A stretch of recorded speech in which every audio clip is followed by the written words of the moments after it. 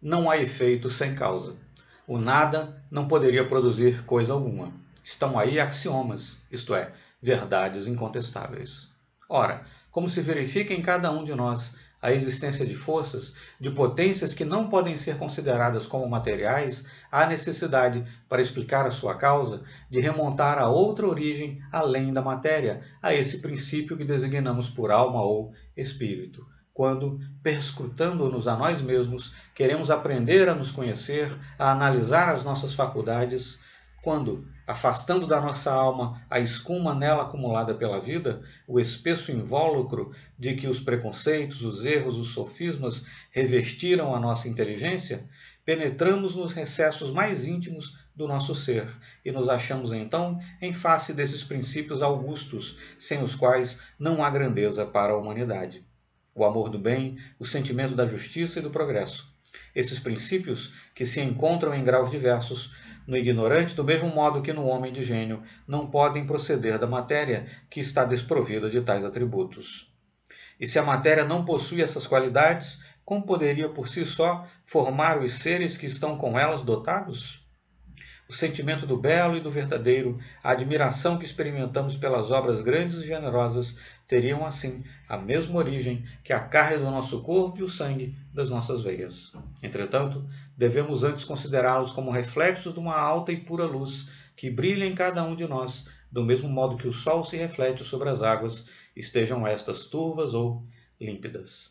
Em vão se pretenderia que tudo fosse matéria, pois que somos suscetíveis de amor e bondade. Amamos a virtude, a dedicação, o heroísmo, o sentimento da beleza moral está gravado em nós. A harmonia das leis e das coisas nos penetra, nos inebria, e nada de tudo isso nos distinguiria da matéria? Sentimos, amamos, possuímos a consciência, a vontade e a razão, e procederíamos de uma causa que não possui essas qualidades em nenhum grau, de uma causa que não sente, não ama, nem conhece coisa alguma, que é cega e muda? Superiores à força que nos produz, seríamos mais perfeitos e melhores do que ela. Tal modo de ver não suporta um exame. O homem participa de duas naturezas. Pelo seu corpo, pelos seus órgãos, deriva-se da matéria. Pelas suas faculdades intelectuais e morais, procede do espírito.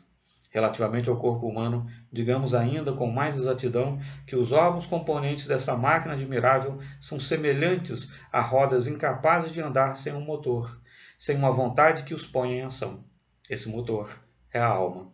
Um terceiro elemento liga ambos, transmitindo ao organismo as ordens do pensamento.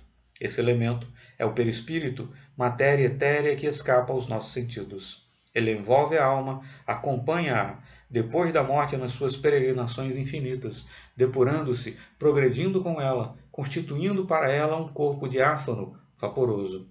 Mais adiante, trataremos da existência desse perispírito. O espírito reside na matéria como um prisioneiro na sua cela.